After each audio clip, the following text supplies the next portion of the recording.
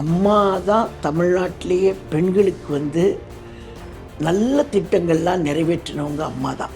நிறைய திட்டங்களை அம்மாவுடைய ஆட்சி காலத்தில் கொண்டு வந்த திட்டங்களை சொல்லலாம். அந்த திட்டங்கள் எல்லாத்தையுமே இவங்க நிறுத்திட்டாங்க. 1000 ரூபாய் கொடுத்தது கூட எப்போ கொடுத்தாங்க? எங்களுடைய கழக பொதுச் செயலாளர் எதிர்க்கட்சி தலைவர் அண்ணன் எடப்பாடியார் தொடர்ந்து வலியுறுத்தினார். இப்போ 2வது கட்டமாக விரிவாக்கம் பண்ணுறேன்னு சொல்லி தான் மேம் இந்த ப்ரோக்ராம் நடத்தியிருக்காங்க. அதாவது இது விரிவாக்கம் எவ்வளோ பேருக்கு பண்ணியிருக்கிறாங்க? 17 லட்சம் பேருக்கு. 17 லட்சம் பேருக்கு விரிவாக்கம். குடும்பத் தலைவிகள் தமிழ்நாட்டில் இந்த 17 லட்சம் பேர் தான் விடுபட்டு போயிருக்காங்களா? மகளிர் உரிமை தொகை இன்னும் உயரும்னு வேற சொல்லியிருக்காரு மேம். அவர் எப்படி கொடுக்க போறாருன்னு தெரியாது நமக்கு. தேர்தல் வருதுன்றதுனால இப்படி ஒரு வாக்குறுதிகளை சொல்லி சொல்லி சொல்லி சொல்லி ஏற்கனவே நிதியே இல்லைன்னு நிதியமைச்சர் சொன்னார். பழைய நிதியமைச்சர் எந்த இலவச திட்டங்களுக்கு கொடுக்கறதுக்கு தமிழ்நாடு அரசாங்கத்தில் பணமே இல்லை அப்படின்னு சொன்னவர் நிதியமைச்சர். இப்போ 2000 ரூபா வரக்கூடிய மின்சார கட்டணம் 10,000 ரூபா வருது. 10,000 ரூபா இருக்கிற மின்சார கட்டணம் 30,000 ரூபா வருது. நீங்கள் கொடுக்குற பணம் ஒரு சாதாரணமான ஒரு நடுத்தர குடும்பத்தில் இருக்கக்கூடிய இல்லத்தரசிக்கு இந்த பணம் எப்படி போதுமானது? நீங்கள் 1000 ரூபாயை கொடுத்துட்டு 15,000 ரூபாய்க்கு உங்களுக்கு செலவு வச்சுருக்கீங்க. என்ன சாதனை இவங்க பண்ணியிருக்கிறாங்கன்னா, அம்மாவுடைய திட்டங்கள் எல்லாம் எடுத்துட்டு அந்த திட்டங்களுக்கே புது பெயர் சூட்டி இவங்க திட்டங்கள் அறிவிச்சிட்டு இருக்கிறாங்க. அவ்வளவுதான். வேற ஒன்றும் புதுசாக எதுவுமே இவங்க எதுவும் செய்யலை. புதுசாக எந்த திட்டமும் வரல. இவங்க பேர் தான் புதுசு புதுசாக இருக்கு. எல்லாத்துக்குமே ஓங்கி குரல் கொடுத்துக்கிட்டு இருந்தவங்க இந்த பாலியல் பலாத்காரத்துக்கு மட்டுமே யாருமே வாயை திறக்கலையே. எப்படி அது? திமுக கூட்டத்துக்கு கனிமொழிக்கு பாதுகாப்பு கொடுக்க வந்தவர் பெண் காவலருடைய இடுப்பை கிள்ளியிருக்காரு ஒரு திமுகவை சேர்ந்தவர். பெண்களுக்கு எப்படி பாதுகாப்பு இருக்க முடியும் இந்த ஆட்சியில்? மாணவர்கள் மத்தியிலையும் இளைஞர்கள் மத்தியிலையும் இந்த போதை பழக்கம்ன்றது ரொம்ப அதிக அளவில் அதிகரிச்சிருக்குன்னு சொல்லலாம். கல்வின்றதே அறிவு தான். அறிவை போதிக்கக்கூடிய இடத்துல போதையை போதிக்கக்கூடிய அளவுக்கு இந்த ஆட்சி இருக்குன்னா எந்த அளவுக்கு? இதான் ஆரம்பத்தில் அண்ணன் எடப்பாடியார் தொடர்ந்து சொல்லிட்டு இருந்தார். பள்ளி பிள்ளைகளை சீரழிக்கக்கூடிய போதை. தெரிஞ்சு இதெல்லாம் பண்றாங்களா இல்லை நடவடிக்கை எடுக்க முடியாத சூழல்ல தள்ளப்படுதா? நடவடிக்கை எடுக்க முடியாத சூழல் எப்படிமா சொல்ல முடியும்? எங்கெங்க என்னென்ன நடக்குதுன்றது ஒரு அரசாங்கத்துக்கு தெரியாம எப்படி இருக்கும்? அதாவது முதலிடம்னு சொல்றீங்க. முதலிடம் தான். பாலியல் பலாத்காரத்தில் முதலிடம், கஞ்சாவில் முதலிடம், கொலையில் முதலிடம், கொள்ளையில் முதலிடம், திருட்டில் முதலிடம். அதில் தான் முதலிடத்தில் தமிழ்நாடு இருக்கு. நாளை நமது நேயர்களுக்கு வணக்கம். இன்று நம்மோடு இணைந்திருப்பவர் அதிமுக முன்னாள் அமைச்சர் ப. வளர்மதி அவர்கள். வணக்கம் மேம். முதல்வர் ஸ்டாலின் தலைமையில் வெல்வோம் தமிழ் பெண்கள்னு சொல்லிட்டு ப்ரோக்ராம் எல்லாம் பண்ணுறாங்க. உண்மையாகவே பெண்கள் அவ்வளோ சந்தோஷமாக இருக்காங்களா? சந்தோஷமாக இருக்க மாதிரி தானே இதை எடுத்துக்கணும். நம்ம எப்படி எடுத்துக்கிறது இதை? அது அவர் இது முழுக்க முழுக்க ஒரு விளம்பரத்துக்காகவும் வரப்போகிற 2026 தேர்தலை மையமாக வச்சு அதன் மூலமும் பெண்கள்கிட்ட ஒரு தனக்குன்னு ஒரு செல்வாக்கை தேடிக்கிறதுக்காகவும் இப்படி ஒரு போலியான விழாக்களை நடத்திட்டுருக்குறாங்க. ஏற்கனவே கல்வித்துறையில் நடத்துகிறாங்க. இப்போ பெண்கள் சம்மந்தப்பட்டதில் நடத்துகிறாங்க. பெண்கள்லாம் ரொம்ப சந்தோஷமாக இருக்காங்கன்னு எப்படி சொல்கிறாங்கன்னு எனக்கு தெரியல. பெண்கள் எப்படி சந்தோஷமாக இருக்க முடியும்? இப்போ அவங்க கொடுத்துருக்கக்கூடிய தலைப்பின்படி பார்த்தா அம்மா தான் தமிழ்நாட்டிலேயே பெண்களுக்கு நல்ல திட்டங்கள்லாம் நிறைவேற்றினவங்க அம்மா தான். நிறைய திட்டங்களை அம்மாவுடைய ஆட்சி காலத்தில் கொண்டு வந்த திட்டங்களை சொல்லலாம். அந்த திட்டங்கள் எல்லாத்தையுமே இவங்க நிறுத்திட்டாங்க. இது பெண்கள் பயன்பெறக்கூடிய திட்டம். நான் ஏற்கனவே கூட சொல்லியிருந்தேன். அம்மா அவர்கள் கொண்டு வந்த திட்டத்தில் அது பெண்களை பாதிக்காமல் இருக்கக்கூடிய ஒரு பெண்களும் தைரியமாக வாழ முடியும் தமிழ்நாட்டில் அப்படின்ற ஒரு நிலையை உருவாக்கினவங்க புரட்சி தலைவி அம்மா தான். அதுக்கு ஒரே ஒரு சின்ன உதாரணம் சொல்லணும்னு பார்த்தீங்கன்னா, அம்மா அவர்கள் வந்து ஒரு சிங்கிள் மதர் நிறைய பேர் இருக்காங்க. நம்ம தமிழ்நாட்டில் கணவனால் கைவிடப்பட்டவங்க, இல்லை வாழ்க்கையில் சில நேரத்தில் வந்து அவங்களால வந்து சரியான முறையில் வாழ்க்கை அமையாதவங்க, இவங்கெல்லாம் இருக்கும்பொழுது தன்னுடைய குழந்தைகளை தாய்மார்கள் தான் வளர்த்துக்கிட்டு இருக்கிறாங்க. அப்படி வளர்த்துட்டு இருக்கும் பொழுது அந்த தாய்மார்கள் வந்து தன்னுடைய குழந்தையை கொண்டு போய் பள்ளிக்கூடத்தில் கொண்டு போய் சேர்க்கும் பொழுதும், சில சான்றிதழ்கள் வாங்கும் பொழுது முதல்ல தகப்பன் பெயரை தான் கேட்குறாங்க. அப்படி தகப்பன் பெயரை கேட்கும் பொழுது அந்த தகப்பன் பெயரை சொல்கிறதுக்கு கூட அந்த பெண்கள் தான் பட்ட கொடுமைகளை மனசில் நினச்சி சொல்கிறதில்லை. அவங்க சொல்லாததுனால ரொம்ப சங்கடப்படக்கூடிய சூழ்நிலை. அதனால் அம்மா என்ன பண்ணாங்க, இதெல்லாம் நிறைய பேர் வந்து அம்மாவுக்கு மனு கொடுத்து அவங்க வாழ்க்கையில் நீங்கள் தான் ஒளியேற்றி வைக்கணும் அப்படின்னு அம்மா கிட்ட வந்து கேட்டுக்கிட்டதுக்கு காரணத்தினால அம்மா யோசித்து அவங்களுடைய சிந்தனையிலேயே அவங்களே சிந்தித்து ஒரு திட்டத்தை கொண்டு வந்தாங்க. தன்னுடைய சிங்கிள் மதராக வாழக்கூடியவங்க தன்னுடைய பிள்ளைகளை கொண்டு போய் பள்ளியில் சேர்க்கும்போது நீங்கள் கவலைப்படாதீங்க, தாயின் பெயரையும் இன்ஷியலாக போட்டுக்கிடலாம் அப்படின்னு ஒரு மிகப்பெரிய, இதுவரைக்கும் யாருமே செய்யாததை புரட்சி தலைவி அம்மா அவர்கள் அப்படி ஒரு இதை கொண்டு வந்தாங்க. பெண்களுக்கு அப்போ தான் ஒரு தைரியம் வந்தது, துணிச்சல் வந்தது. ஆக நம்ம இனிமேல் எதுக்குமே கவலைப்பட வேண்டிய அவசியமே கிடையாது, நமக்கு வந்து ஆதரவுக்கு புரட்சி தலைவி அம்மா இருக்காங்கன்னு. இது வந்து அம்மா அவர்கள் பெண்களுடைய நலனில் அக்கறை வச்சு அவங்க வந்து தலை நிமிர்ந்து வாழணுன்றதுக்காக கொண்டு வந்த திட்டம் இந்த திட்டம். அது இல்லாமல் நலத்திட்டங்கள் எடுத்துக்கிட்டிங்கன்னா, தாலிக்கு தங்கம் கொடுத்தாங்க அம்மா, அந்த தங்கத்திட்டத்தை நிறுத்திட்டாங்க. அதே மாதிரி அம்மா அவர்கள் வந்து இந்த கருவுற்ற தாய்மார்கள் பிரசவித்து விட்டு வெளியில் வரும் பொழுது அவங்களுக்கு வந்து அம்மா பெட்டகம், அம்மா பெட்டகம்னு சொல்லி ஒரு 14 வகையான பொருட்களை வச்சு சுகாதாரத்துறையின் மூலமாக கொடுத்தாங்க. அதெல்லாம் நிறுத்திட்டாங்க. அதே மாதிரி இலவசமாக அந்தந்த பகுதியிலேயே என்ன நடந்தாலும் மருத்துவ சிகிச்சை செஞ்சுக்கலான்னு சொல்லிட்டு அம்மா மினி கிளினிக் கொண்டு வந்தாங்க. அதையும் நிறுத்திட்டாங்க. அம்மா உணவகம் சிறப்பாக நடக்குதான்னு கேட்டால் எங்கேயுமே கிடையாது. அம்மா கொண்டு வந்த இந்த எல்லா திட்டத்தையுமே நிறுத்திட்டு புது பேரை சூட்டி இவங்களா ஒரு பேரை கண்டுபிடிச்சி அவங்க வச்சு நடத்திட்டு இருக்கிறாங்க. அம்மா கொண்டு வந்த திட்டம் ஸ்கூட்டி திட்டம். தமிழ்நாட்டில் வந்து இந்திய நாட்டினுடைய பாரத பிரதமர் வந்து தொடங்கி வச்சார் இந்த ஸ்கூட்டி திட்டத்தை. அம்மா அவர்கள் முதலமைச்சராக இருக்கும்பொழுது கொண்டு வந்த திட்டத்தை அண்ணன் எடப்பாடியார் தலைமையேற்று நடத்தி அவர் முதலமைச்சராக இருக்கும்போது இதை செயல்படுத்தி தொடங்கி வச்ச திட்டம். அதை கம்ப்ளீட்டாக நிறுத்திட்டாங்க. பெண்களுக்கு எது போய் சேரணும்னு அம்மா கட்டாயமாக உத்தரவு போட்டு கொண்டு வந்த திட்டங்கள் எல்லாத்தையுமே நிறுத்திட்டாங்க. பெண்கள் எப்படி மகிழ்ச்சியாக இருக்க முடியும்? 1000 ரூபாய் கொடுத்தது கூட எப்போ கொடுத்தாங்க? எங்களுடைய கழக பொதுச் செயலாளர் எதிர்க்கட்சி தலைவர் அண்ணன் எடப்பாடியார் வந்து தொடர்ந்து வலியுறுத்தினார்.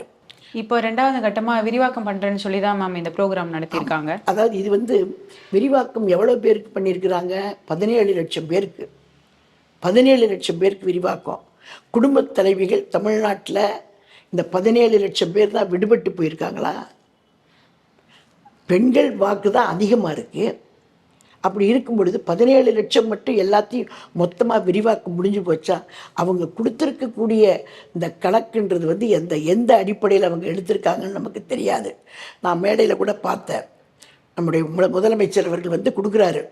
அந்த கொடுக்கக்கூடியதில் வந்து இல்லத்தரசிகள், வறுமையில் இருக்கக்கூடிய இல்லத்தரசிகள் அவங்களுக்கு வாழ்கிறதுக்கு துணையாக இருக்கணும்னு இவங்க தேர்தல் வாக்குறுதியில் சொன்னாங்க. ஆனால் வந்து அதை இவங்களா தானாக முன்வந்து கொடுக்கல. அண்ணன் எடப்பாடியார் வலியுறுத்தியதற்கு பிறகு தொடர்ந்து பேசிகிட்டு இருந்தார். 3 ஆண்டு காலம் பொதுக்கூட்டத்தில், சட்டமன்றத்தில், அறிக்கையில் தொடர்ந்து வலியுறுத்துறதுக்கு பிறகு தான் இந்த 1000 ரூபாயை கூட தகுதி உள்ள பெண்களுக்கு கொடுக்குறோன்னு சொன்னாங்க. அப்போ தகுதி உள்ள பெண்கள்லாம் இவ்வளோ பேர் தான் இருக்காங்களா? இன்றைக்கி 1,30,00,000 பேர் தான். ஏற்கனவே 17, இப்போ ஒரு 17, கிட்டத்தட்ட 1,38,00,000 37 லட்சம் கணக்கு வருது. அவங்க மட்டும்தான் இருக்காங்களா? இல்லை, அது இன்னும் நிறைய பெண்கள் இருக்காங்க. விடுபட்டு போனவங்கன்னு பார்த்தீங்கன்னா மொத்த பெண்கள் கணக்கெடுக்கணும். அந்த கணக்கின்படி கொடுக்கல. தேர்தலுக்காக மகளிர் உரிமை தொகை இன்னும் உயரும்னு வேற சொல்லியிருக்காரு மேம் அது முதல்வர் ஸ்டாலின். அவர் எப்படி கொடுக்க போகிறாருன்னு தெரியாது நமக்கு. தேர்தல் வருதுன்றதுனால இப்படி ஒரு வாக்குறுதிகளை சொல்லி சொல்லி சொல்லி சொல்லி ஏற்கனவே நிதியே இல்லைன்னு நிதியமைச்சர் சொன்னார். பழைய நிதியமைச்சர் எந்த இலவச திட்டங்களுக்கு கொடுக்கறதுக்கு தமிழ்நாடு அரசாங்கத்தில் பணமே இல்லை அப்படின்னு சொன்னவர் நிதியமைச்சர். அவங்க ஆட்சியில் இருக்கக்கூடிய இடம்பெற்ற நிதியமைச்சர் தான் சொன்னார். இப்போ இது எந்த அடிப்படையில் கொடுக்க போகிறாங்கன்னு தெரியல. அப்படியே கொடுத்தா கூட இவங்க கொடுக்கக்கூடிய பணம் எல்லாத்தையுமே சரி செஞ்சிருமா? இன்றைக்கி இவங்க கொடுக்குற பணத்துக்கு மேலே ஒரு ஆளுக்கு ஒரு மாதத்துக்கு ஒரு 15,000 ரூபாய் அந்த வீட்டினுடைய இதர செலவுகளே, மின்சாரம், மளிகை பொருள், காய்கறிகள், மின்சாரம், சொத்து வரி, குடிநீர் வரி, குப்பை வரி, இதெல்லாம் குறைச்சா 1000 ரூபாய்க்கு மேலேயே வருமா? எப்படி மேலே வரும்? அதுக்கு மேலேயே வரும். சொத்து வரியெல்லாம் 3 மடங்கு, மின்சார கட்டணமெல்லாம் எக்கச்சக்கம்மா. இப்போ 2,000 ரூபா வரக்கூடிய மின்சார கட்டணம் 10,000 ரூபா வருது. 10,000 ரூபா இருக்கிற மின்சார கட்டணம் 30,000 ரூபா வருது. நீங்கள் கொடுக்குற பணம் ஒரு சாதாரணமான ஒரு நடுத்தர குடும்பத்தில் இருக்கக்கூடிய இல்லத்தரசிக்கு இந்த பணம் எப்படி போதுமானது? நீங்கள் 1000 ரூபாயை கொடுத்துட்டு 15,000 ரூபாய்க்கு அவங்களுக்கு செலவு வச்சுருக்கீங்க. 1000 ரூபாயை கொடுத்துட்டு 15,000 ரூபா அவங்க தலையில் சுமத்துறீங்க. சரி, அப்படியே கொடுத்தீங்கன்னா கூட இந்த இலவச திட்டங்கள் வரியை யார் மேலே திணிப்பீங்க? இதை சரி பண்ணுறதுக்கு இந்த மக்கள்கிட்ட தானே திணிக்கணும். இந்த மக்கள்கிட்ட தானே. தேர்தலுக்காக இப்போ சொல்லிட்டீங்க. இந்த உயர்த்தப்பட்ட எல்லா சலுகைகளையுமே இதை யார் மேலே திணிக்கணும்னா மக்கள் மேலே தான் வரி. இலவச திட்டங்களுக்கு பணம் இல்லை, அதனால் இதில் நாங்கள் ஏற்றுறோம், இதில் ஏற்றுறோம் இல்லை, எல்லாத்தையும் மக்கள் தலையில் சுமத்தி தான் வரி போட்டு அதன் மூலம் கொடுக்கக்கூடிய வாய்ப்பு. அதானே பண்ண முடியும் அவங்க. துணை முதல்வர் உதயநிதி திமுக ஆட்சி தான் பெண்களுக்கான ஆட்சின்னுலாம் சொல்லி பேசியிருக்காரு. இதெல்லாம் நம்ம எப்படி எடுத்துக்கிறது? இது ஒரு பெரிய வேடிக்கையாக இருக்குது. அதாவது மகிழ்ச்சியாக இருக்காங்க, சந்தோஷமாக இருக்காங்க பெண்கள்லான்றது இவங்களுடைய வாதம். இப்போ சாதாரணமாக ஒரு மேடை நிகழ்ச்சி நடந்துச்சுன்னா சிரிப்பாங்க. நகைச்சுவை காட்சி வரும்போது சிரிப்பாங்க பெண்கள். அதுக்காக மகிழ்ச்சியாக இருக்காங்கன்னு எடுத்துக்க முடியுமா? நகைச்சுவை காட்சி வரும்போது சிரிக்க தான் செய்வாங்க. அதே மாதிரி அன்னைக்கு மேடையில் பார்த்திங்கன்னா நகைச்சுவை காட்சிகள் தான் நடந்திருக்குது. ஒன்றும் இல்லை, அவர் சத்யராஜ் பேசியிருக்கிறாரு. அவர் பேசின பேச்சு யாருக்காக பேசினது? அவர் சொன்ன கருத்து யாருக்காக சொன்னது? பெண்களை யோசித்து பார்த்து சிந்தித்து பார்த்து முடிவு எடுக்கணும்னு சொன்னது எதுக்காக? திமுக ஆட்சி வேண்டான்னு மக்கள் விரும்புகிறாங்கன்றதை மறைமுகமாக சொல்கிறாரு அவர். அதுதான் நான் அடுத்து கேட்கலான்னு இருந்தேன். சரி, என்னன்னா அவர் யாரையும் ஏமாந்துடாதீங்க, யாரையும் பார்த்து ஏமாந்துடாதீங்க, நல்ல சாதனைகள் யார் பண்ணுறாங்களோ அவங்க பக்கம் நில்லுங்கன்னு சொல்லியிருக்காரு. நம்ம எப்படி எடுத்துக்கிறது? அதுக்கு என்ன அர்த்தம்? உங்களுடைய கூற்றுப்படியே இப்போ நம்ம நல்ல சாதனை பண்ணுறவங்கள பாருங்கன்னா, யார் சாதனை பண்ணவங்கன்ற பட்டியல் எடுத்துக்கிட்டிங்கன்னா தமிழ்நாட்டில் இன்றைக்கி யாரை கேட்டாலும் ஆளுமை மிக்க தலைவின்னு யாரை சொல்லுவாங்க? புரட்சி தலைவி அம்மாவை தான் சொல்லுவாங்க. பெண்களுக்கான ஆட்சி நடத்துனது யாரை சொல்லுவாங்க? அம்மாவை தான் சொல்லுவாங்க. அம்மாவுக்கு அடுத்து அம்மாவுடைய திட்டங்கள் எதையுமே குறையாமல் பார்த்துக்கிட்டவர் அண்ணன் எடப்பாடியார். அதே மாதிரி 4.5 வருஷ காலம் எதையுமே நிறுத்தலை. எல்லா ஸ்கீமுமே அப்படியே போயிட்டு இருந்துச்சு. அமைதியான முறையில் 4.5 வருஷம் போச்சு. நீங்கள் இப்போ யாரை சொல்கிறார் அவர்? நம்ம அம்மா ஆட்சியை தான், அண்ணன் எடப்பாடியார் ஆட்சியை தான் அவர் சொல்கிறாருன்னு தான் நான் புரிஞ்சிட்டு இருக்கிறேன். நான் புரிதலை தான். சாதனை செய்கிறவங்களுக்கு போடுங்கன்னா என்ன சாதனை இவங்க பண்ணியிருக்கிறாங்கன்னா, அம்மாவுடைய திட்டங்கள் எல்லாம் எடுத்துட்டு அந்த திட்டங்களுக்கே புது பெயர் சூட்டி இவங்க திட்டங்கள்லாம் அறிவிச்சிட்ருக்குறாங்க. அவ்வளவுதான். வேறு ஒன்றும் புதுசாக எதுவுமே இவங்க எதுவும் செய்யலை. புதுசாக எந்த திட்டமும் வரல. இவங்க பேர் தான் புதுசாக இருக்குது. புதுசாக பேர். அதான் நான் எடப்பாடியார் கூட நிறைய கூட்டங்களில் பேசும்போது சொன்னார், புது பேர் வைக்கிறதுக்கே நோபல் பரிசு கொடுக்கணுன்னா முதலமைச்சர் ஸ்டாலினுக்கு தான் கொடுக்கணும்னு சொன்னார். இப்போ 2வது பெண்களுக்கான ஆட்சின்றதை எதை வச்சு சொல்கிறாருன்னு எனக்கு தெரியல. இன்றைக்கி கூட மத்தியானம் தொலைக்காட்சியில் பார்த்திங்கன்னா பாலியல் 13 வயசு பொண்ணை பாலியல் பலாத்காரம் செய்தவரை போக்சோ சட்டத்தில் கைது பண்ணியிருக்கேன். இன்றைக்கி மத்தியான தொலைக்காட்சியில் செய்தி. அதாவது நாட்டில் கிட்டத்தட்ட அது பெருகிக்கிட்டே தான் போகுது. போக்சோ சட்டத்தில் கைதுன்னு வருதுன்னா பெண்கள் இன்றைக்கி பாதுகாப்பாக சிரித்து மகிழ்ச்சியாக இருக்காங்களா? அண்ணா பல்கலைக்கழகத்திலேருந்து எடுத்துக்கோங்க, அந்த மாணவியிலேருந்து கோயம்புத்தூரில் படிச்சுட்டு இருக்கிற மாணவி வரைக்கும் நீங்கள் எடுத்துக்கிட்டு தினந்தோறும் போக்சோ சட்டத்தில் கைதுன்னு வராத செய்திகளே கிடையாது. இதெல்லாம் மறைக்க தான் இவங்க வந்து இந்த மாதிரி ப்ரோக்ராம்ஸ் வேற வேற பண்றாங்களா? வேற வேற வேற என்ன இருக்க முடியும்? வேற என்ன இருக்க முடியும்? இதை மறைக்கிறதுக்கு தான். நீங்கள் இது வரைக்கும் நான் கேட்குறேன், இன்றைக்கி வந்து முன்னாள் முதலமைச்சர் மறைந்த மரியாதைக்குரிய கருணாநிதி அவர்களுக்கு வந்து பாரத ரத்னா விருது வேணும்னு கேட்குறாங்க. நிதி கொடுக்கல மத்திய சர்க்கார்னு சொல்கிறாங்க. ஆக மத்திய சர்க்காரை ஒன்றிய சர்க்கார்னு சொல்லி எல்லாம் குறை சொல்லி பேசிட்டு எல்லாத்துக்குமே ஓங்கி குரல் கொடுத்துக்கிட்டு இருந்தவங்க இந்த பாலியல் பலாத்காரத்துக்கு மட்டுமே யாருமே வாயை திறக்கலையே. எப்படி இது வரைக்கும் முதலமைச்சர் ஏதாவது கண்டனம் தெரிவிச்சிருக்கிறாரா? இல்லை துணை முதலமைச்சர் உதயநிதி சொல்லியிருக்கிறாரா? இல்லை நாடாளுமன்ற உறுப்பினர் திருமதி கனிமொழி சொல்லியிருக்காங்களா? இல்லை அங்கே இருக்கக்கூடிய பெண் எம்பிக்கள் சொல்லியிருக்காங்களா? இவ்வளவு பேர் கற்பழிக்கப்பட்டிருக்காங்களே. ஒரு நீட் தேர்வில் இறந்த ஒரு பொண்ணுக்காக இங்கேருந்து வாரி சுருட்டிட்டு போய் அண்ணன் எடப்பாடியார் ஆட்சி சரியில்லைன்னு சத்தம் போட்டு கத்தினவங்க, தெருவாக போய் பிரச்சாரம் பண்ணவங்க, இன்னைக்கு இவ்வளவு பெண்கள் பாதிக்கப்பட்டிருக்காங்க. வயசு வித்தியாசம் இல்லாமல் 6 வயசுலேருந்து 80 வயசு வரைக்கும் வயசு வித்தியாசமே இல்லாத அளவுக்கு பாலியல் பலாத்காரங்கள் தொடர்ந்து தமிழ்நாட்டில் இன்னைக்கு மத்தியானம் வரைக்கும் கூட. திமுக எம்பி கனிமொழி வந்து முன்னாடி வந்து ரொம்ப அதிகமாக வந்து சோஷியல் மீடியாவில் இந்த மாதிரி பேசுவாங்க, நம்ம பார்த்துருக்கோம். ஆனால் இந்த மாதிரி சம்பவங்களுக்கு இப்போ வந்து அமைதியாகவே இருக்காங்களே, எப்படி எடுத்துக்கிறது? பேசுனது இல்லை அவங்க. இந்த பாலியல் பலாத்காரத்துக்கு எப்பவுமே அவங்க பேசுனதே கிடையாது. இதை கண்டிக்கிறோம், அப்படி நடந்திருக்கக்கூடாது, அப்படி இதுக்காக இது பெண்களுக்காக குரல் கொடுக்குறவங்க, பெண்கள் ஆட்சி நடக்குதுன்னு சொல்கிறவங்க, இவ்வளவு சம்பவங்கள் நடந்திருக்கே, இதுக்கு என்ன பேசிக், என்ன காரணம்? இதை தடுத்து நிறுத்துறதுக்கு தொடர்ந்து இந்த பயம் அந்த அரசாங்கத்து மேலே இல்லையா? இந்த தவறு செய்கிறவனுக்கு அதுக்கெல்லாம் மூல காரணம் என்னென்னா போதை, கஞ்சா புழக்க தமிழ்நாட்டில் எங்கே பார்த்தாலும் அதிகமாக போயிடுச்சு. டெய்லி பார்த்திங்கன்னா தமிழ்நாட்டில் தான் பல இடங்களில் கஞ்சா பிடிபட்டது, கஞ்சா பிடிச்சிருக்காங்கன்ற அத்தனை செய்திகளையும் தொலைக்காட்சியில் தான் நம்ம பார்க்குறோம். இத்தனை டன் கஞ்சா பிடிபட்டது, இத்தனை டன் கஞ்சாவை பிடிச்சிருக்கிறோன்னு. இதெல்லாம் எப்படி உள்ளே வந்தது? உள்ளர வந்துட்டு இந்த கஞ்சா போதையின் பழக்கத்தினால என்ன செய்கிறதுன்னு தெரியாமல் கொலை நடக்குது. நான் கேட்குறேன், பெண்களுக்கு பாதுகாப்பு, இது பெண்களுக்கு பாதுகாப்பான ஆட்சி அப்படின்னு துணை முதலமைச்சர் சொல்லியிருக்கிறாரு. இதே விருகம்பாக்கத்தில் ஒரு பொதுக்கூட்டம், அந்த பொதுக்கூட்டத்தில் சிறப்பு பேச்சாளர் திருமதி கனிமொழி, அதுக்கு பாதுகாப்புக்கு வந்து நின்ன ஒரு பெண் காவலரை திமுகவை சார்ந்த ஒருத்தர் தகாத முறையில் நடந்துக்கிட்டாருன்ற செய்தியை நம்ம பத்திரிகை வாயிலாக, தொலைக்காட்சி வாயிலாக தான் நம்ம பார்த்தோம். அப்போ பெண்கள் எப்படி சிறப்பான ஆட்சியை, பெண்களுக்கான ஆட்சியை எப்படி சொல்ல முடியும்?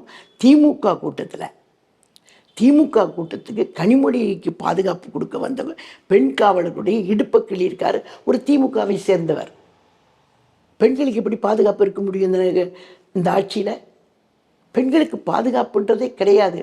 ஒன்றும் இல்லை, செயினை திருடிட்டு போகிறான், காதை கடிச்சிட்டு கம்மலை திருடிட்டு போகிறான். இந்த தைரியம் எப்படி வந்துச்சு?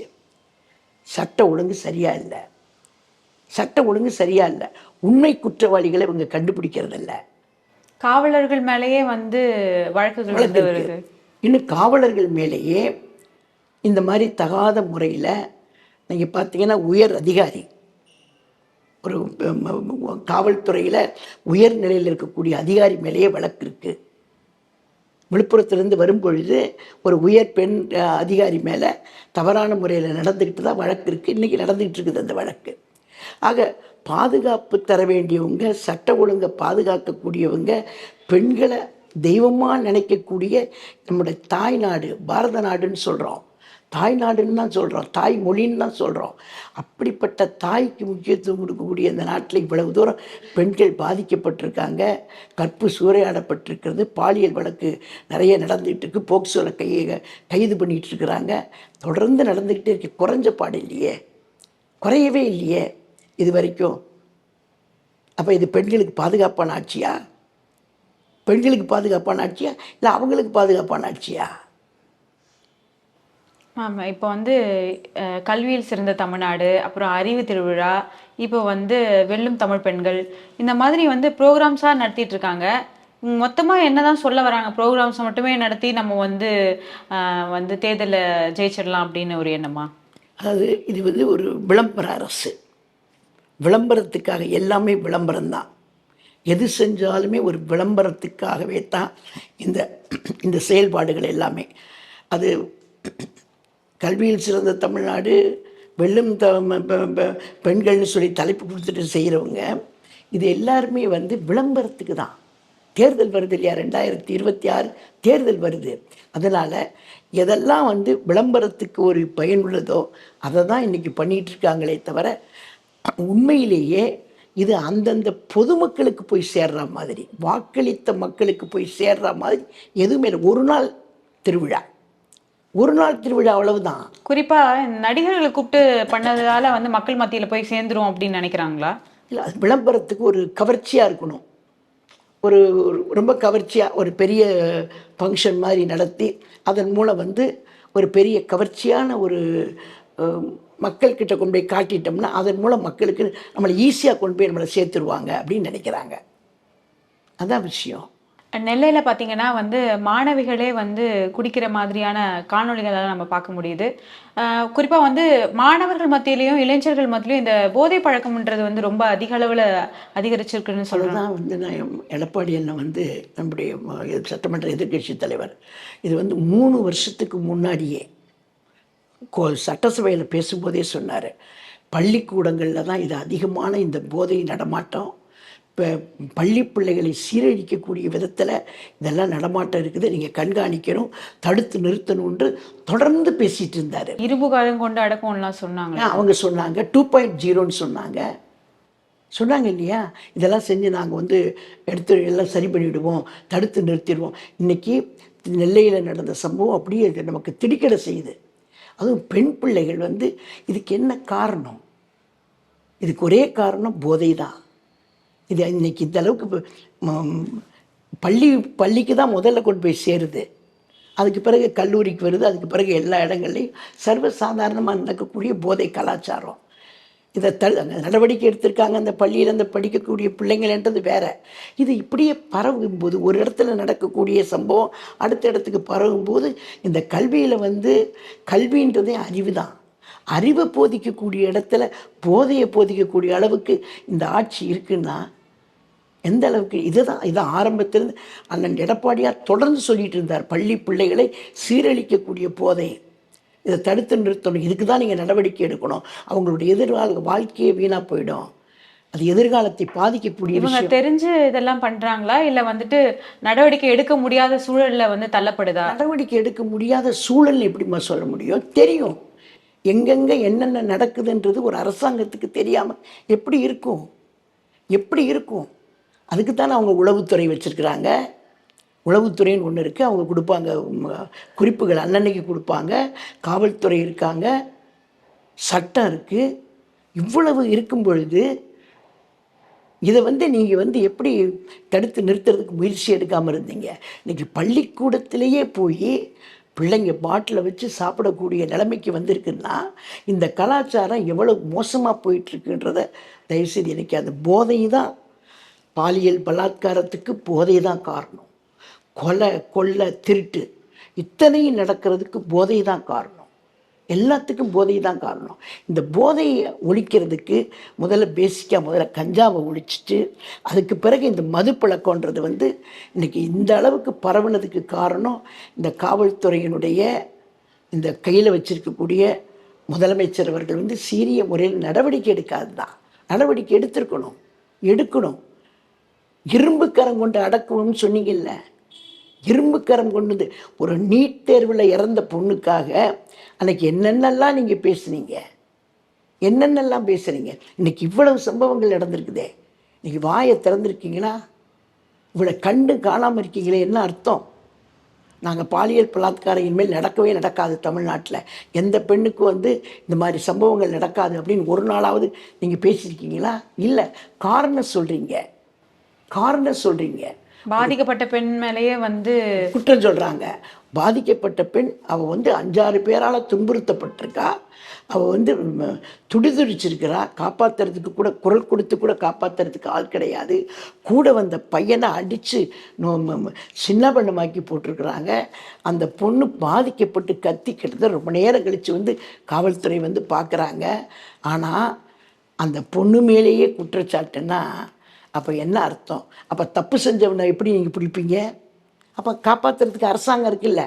பொண்ணு மேலே தானே தப்பு திருப்பிட்டாங்கல்ல. பொண்ணு மேலே தப்புன்றத பெண்ணு மேலேயே குற்றம் சொன்னதுக்கு பிறகு குற்றவாளினா பொண்ணு மேலே தான் தப்பு, நம்ம மேலே தப்பு இல்லை.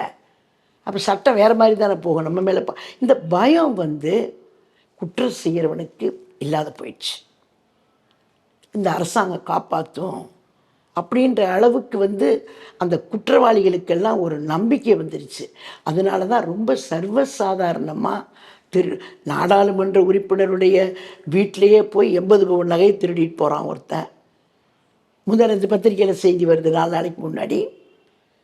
திருட்டு, கொலை, பாலியல் பலாத்காரம், இந்த 4க்கும் அடிப்படை காரணம் போதை தான்.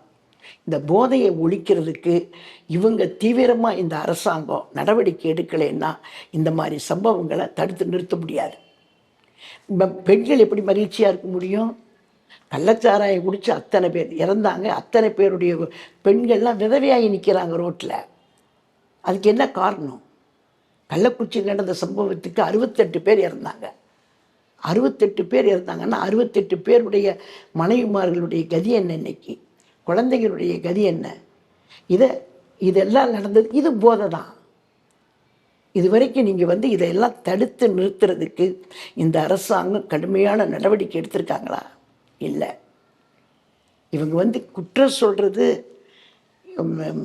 ஏதாவது சொன்னால் அதுக்கு ஏதாவது இப்படி இந்த மாதிரி ஒரு திட்டத்து மேலே புது பேர் வச்சு ஆடம்பர விழாக்கள் நடத்துறது, நாங்கள் தான் பெண்களுக்கு பாதுகாப்பாக இருக்கிறோம் அப்படின்னு சொல்லி அந்த விழாவின் மூலமாக சொல்லிட்டு போகிறாங்களே தவிர கீழே அந்த மாதிரி நிலவரம் கிடையாது. பெண்கள் எப்படி மகிழ்ச்சி இருக்கவே முடியாது. பள்ளிக்கூடத்துக்கு பிள்ளைங்க அனுப்பிச்சிட்டு இந்த தாய்மார்கள்லாம் பிள்ளை வீட்டுக்கு வர்ற வரைக்கும் பயத்தோடு தான் இருக்கிறாங்க. கல்லூரிக்கு அனுப்புகிறவங்க, வேலைக்கு அனுப்பக்கூடிய பெண் பிள்ளைகளை அனுப்பிச்சிட்டு அந்தந்த தாய்மார்கள்லாம் பயத்தோடு தான் இருக்கிறாங்க. சரி, நம்ம பிள்ளை வந்துடும். ஹாஸ்டலில் கொண்டு போய் பெண் பிள்ளைய விட்டால் கூட இப்போ பயம் அவங்களுக்கு. அங்கே ஹாஸ்டலில் எப்படி இருக்கும் நம்ம பொண்ணு? இந்த பயத்திலேயே தான் வாழ்ந்துட்டுருக்குறாங்க. பெண்கள் ரொம்ப மகிழ்ச்சியாக இருக்காங்கலாம் சொல்ல முடியாது. நேற்றுக்கு நீங்கள் விழா நடத்திட்டுருக்கிறீங்க, பெரிய விழா நடத்திட்டுருக்கீங்க, ஆடம்பர விழா. துப்புரவு பணியாளர்களை அவங்க கோரிக்கை கொடுத்தாங்க. மெரினா பீச்சில் முன்னாள் முதலமைச்சர் கருணாநிதியினுடைய சமாதிக்கு முன்னாடி போராட்டம் வந்தாங்க. அவங்க கோரிக்கையை தான் சொன்னாங்க. கைது பண்ணுறதுன்னா ரொம்ப கொடூரமாக கைது பண்ணாங்க. அந்த காட்சியை தொலைக்காட்சியில் பார்த்துட்டு நான்லாம் துடிச்சு போனேன். ஒரு பெண்ணெல்லாம் அந்த டயருக்கு அடியில் போய் விழுறாங்க. நாங்கள் செத்தாலும் பரவாயில்ல, நீங்கள் எங்களுடைய கோரிக்கையை நிறைவேற்ற நீங்கள் பேச்சை கேளுங்க, முதலமைச்சர் இதில் தலையிடணும் அப்படின்னு கேட்குறாங்க பெண்கள். அவங்க குண்டு கட்டாக தூக்கிட்டு போகிறாங்க. இன்னொரு பொண்ணு குரல் கொடுக்குது. அங்கே வரக்கூடிய பெண்களை எல்லாம் அந்த காவலர்கள் குண்டு கட்டாக ஏதோ ஒரு பேஷண்ட்டை தூக்கிட்டு போகிற மாதிரி தூக்கிட்டு போய் வேனில் போடுறாங்க. நீங்கள் விழா கொண்டாடிட்டுருக்கீங்க. துப்புரவு தொழிலாளர்கள் என்ன வசதி படைத்தவங்களா? ஒரு சாதாரணமாக ஒரு உழைச்சி சாப்பிடக்கூடிய ஒரு உழைக்கும் வர்க்கத்தை சேர்ந்தக்கூடிய பெண்கள் அவ்வளவு பேர் நேற்றைக்கு தரதரன்னு இழுத்துட்டு போகிற அந்த கொடூரமான காட்சியெல்லாம் பார்த்து நீங்கள் விழா நடத்தலாமா? அவங்களோட பேச்சுவார்த்தை நடத்துங்க. அவங்களுடைய கோரிக்கையை நிறைவேற்றுறதுக்கு முயற்சி எடுங்க.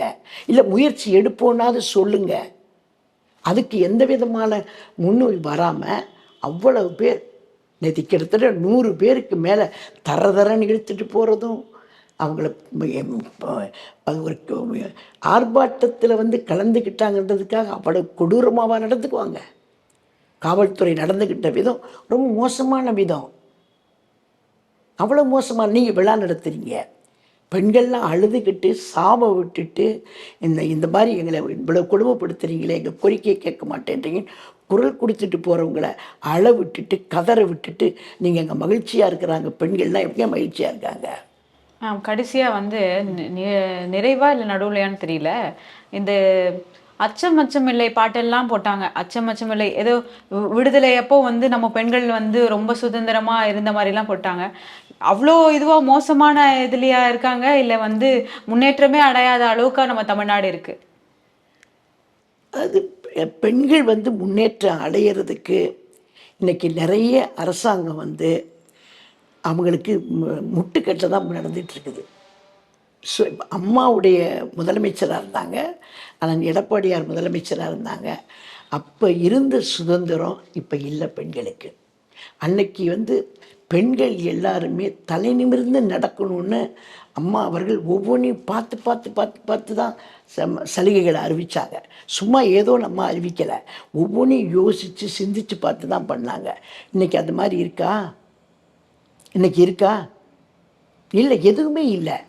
முன்னேற்றம் அடைஞ்சிருக்கு தமிழ்நாடுன்னு எப்படி சொல்லுவீங்க? அதாவது முதலிடம் முதலிடம் முதலிடம்னு சொல்கிறீங்க. முதலிடம் தான். பாலியல் பலாத்காரத்தில் முதலிடம், கஞ்சாவில் முதலிடம், கொலையில் முதலிடம், கொள்ளையில் முதலிடம், திருட்டில் முதலிடம். அதில் தான் முதலிடத்தில் தமிழ்நாடு இருக்குது. எதில் முதலிடத்தில் இருக்கிறீங்க? நீங்கள் விளம்பரப்படுத்துறதுல நீங்கள் முதலிடம். உங்கள் செய்யாததை செஞ்சதாக சொல்லிட்டு பொய்யான வாக்குறுதிகளை கொடுத்து ஏமாற்றிக்கிட்டு இருக்கிறதுல நீங்கள் முதலிடத்தில் இருக்கிறீங்க. ஆனால் இன்றைக்கி முதலிடம்னு நீங்கள் சொன்னீங்கன்னா கொலையில் முதலிடம், கொள்ளையில் முதலிடம், திருட்டில் முதலிடம், பாலியல் பலாத்காரத்தில் முதலிடம், பெண்களை இழிவுபடுத்துறதில் முதலிடம். ஓசி பஸ்ன்னு சொல்லி ஒரு அமைச்சரை கேலி பண்ணார் பெண்களை. ஒரு அமைச்சரே ஒரு திட்டம் இதெல்லாம் மக்கள் வந்து ஞாபகம் வச்சிருப்பாங்களா மேம்? கண்டிப்பாக ஞாபகம் வச்சுருப்பாங்க. எந்த நேரத்தில் அவங்க தங்களுடைய வெளிப்படுத்தணுமோ அந்த நேரத்தில் தான் வெளிப்படுத்துவாங்க. தமிழ்நாட்டு மக்கள் ஒன்றும் முட்டாள்கள் கிடையாது. அவங்களுக்கு தெரியும் நாடாளுமன்ற தேர்தல்லாம் எப்படி வாக்களிக்கணும், சட்டமன்ற தேர்தல்லாம் எப்படி வாக்களிக்கணும் அவங்களுக்கு தெளிவாக தெரியும். தமிழ்நாட்டு மக்கள் எவ்வளவு காலமாக தேர்தலை பார்த்து நல்ல நல்ல முடிவுகளை தமிழ்நாட்டில் அவங்க அமைச்சு அந்த முடிவின் மூலமாக ஒரு நல்ல அரசாங்கங்களெல்லாம் கொண்டு வந்தவங்க தானே தமிழ்நாட்டு மக்கள். அவங்களுக்கு தெரியும். ஒரு திட்டத்தை அறிவிச்சிட்டு அந்த திட்டத்தின் மூலம் பெண்களுக்கு இலவச பயணம்னு சொல்லிட்டார் முதலமைச்சர். இலவசமாக பஸ்ஸு கொடுத்தீங்க பெண்களுக்கு பயணம் பண்ணுறதுக்கு. ஆனால் ஏறி உட்கார்ந்தவுடனே பெண்களை பார்த்துட்டு ஓசி பஸ்ஸில் போகிறீங்கன்னு கிண்டல் பண்ணுற ஒரு அமைச்சர். பெண்கள் எப்படி சந்தோஷமாக இருக்க முடியும்? முன்னேற்றம் அடைஞ்சிருக்காங்களா பெண்கள்லாம்? முன்னேற்றம் அடைஞ்சிருக்காங்களா? இல்லை. மகளிர் விடியல் பயணம்னு போட்டு பஸ்ஸு போகுது, நிறுத்த மாட்டாங்க. ஆண்கள் தான் உட்காந்து போகிறாங்க. அதில் மகளிர் விடியல் பயணம்னு பஸ்ஸு போகுது, ஆனால் அந்த பஸ்ஸுக்குள்ளே ஆண்கள் உட்காந்துருக்காங்க. பெண்கள் இருக்கக்கூடிய இடத்துல நிறுத்துறதில்ல. கல்லூரியில் படிக்கக்கூடிய பிள்ளைங்கள் இருக்கிற இடத்துல கும்பல் கும்பலாக நிற்கிறாங்க, பஸ்ஸு நிற்க மாட்டேங்குது. அந்த சூழ்நிலையில் தான் எதுக்குன்னா இன்றைக்கி பெண்கள் மகிழ்ச்சியாக இருக்கிறாங்க அப்படின்னு முதலமைச்சரும் துணை முதலமைச்சரும் மாறி மாறி வந்து இந்த நாடு பெண்கள் விஷயத்தில் முன்னேறி இருக்கிறது. எங்கள் ஆட்சி காலத்தில் எதுவுமே இல்லை. அம்மாவுடைய எல்லாருமே இந்த பாலியல் பலாத்காரம் நடந்த சம்பவங்களுக்கு பிறகு எந்த பெண்ணை கேட்டாலும் சொல்கிற ஒரே வார்த்தை என்ன தெரியுமா? அம்மா இருந்தால் இப்படி நடக்குமா? அம்மா இருந்தால் இப்படி நடக்குமா? அம்மா இருந்திருந்தாங்கன்னா நடக்கிறதே வேற. எவனாக இருந்தாலும் சுட்டு பொசிக்கிருப்பாங்க, சுட்டு பொசிக்கிருப்பாங்க அம்மா. இதை தான் எல்லா பெண்களுமே சொல்கிறாங்க. எந்த பெண்ணை இந்த மாதிரி பாலியல் பலாத்காரம்லாம் நடந்திருக்கு, இந்த மாதிரி நடக்குதே தமிழ்நாட்டில், பெண்கள் அவ்வளோ பாதிக்கப்பட்டிருக்காங்களேன்னு சொன்னாலே அடுத்த வார்த்தை அவங்க சொல்கிற வார்த்தை அம்மா இருந்தால் அப்படி நடக்குமா? ஆக அந்த அளவுக்கு பெண்களுக்கு பாதுகாப்பு கொடுத்தவங்க அம்மா, பெண்களுக்கு வளர்ச்சியில் அக்கறை எடுத்துக்கிட்டவங்க அம்மா. எந்த சூழ்நிலையிலையும் பெண்களை வந்து தலை நிமிர்ந்து நிற்கணும்னு நினச்சவங்க அம்மா. பெண்கள் யாருக்குமே தலை வணங்கக்கூடாது, நிமிர்ந்து தான் இருக்கணும், சொந்த காலில் நிற்கணும், எல்லாரும் சொந்த காலில் நிற்கணும் அப்படின்னு சொன்னவங்க அம்மா. அது எல்லாருக்குமே தெரியும். எல்லாருக்குமே யாரும் அம்மா இருந்தால் அப்படி இருக்காது, அம்மா இருந்தால் அப்படி இருக்காது. இதை தானே இன்னைக்கு வரைக்கும் பேசுகிறாங்க. அண்ணன் எடப்பாடியார் அதே தான். அம்மா எந்த நிலையில் இருந்தாங்களோ அதே நிலையில் தான் 4.5 வருஷம் ஆட்சி நடத்துகிறாரு. இன்றைக்கி அதெல்லாம் உங்களால் முடியலைன்னா உங்களை விட்டு கைவிட்டு போயிடுச்சு.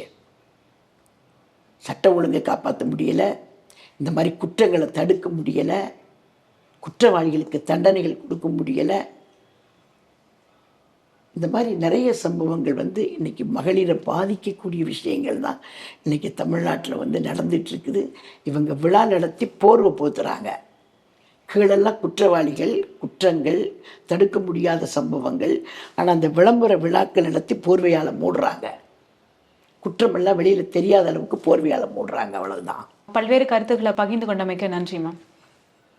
அரசியல்ல உண்மையா என்னதான் நடக்குது தெரிஞ்சுக்க நாளை நமதே சேனலை சப்ஸ்கிரைப் பண்ணுங்க.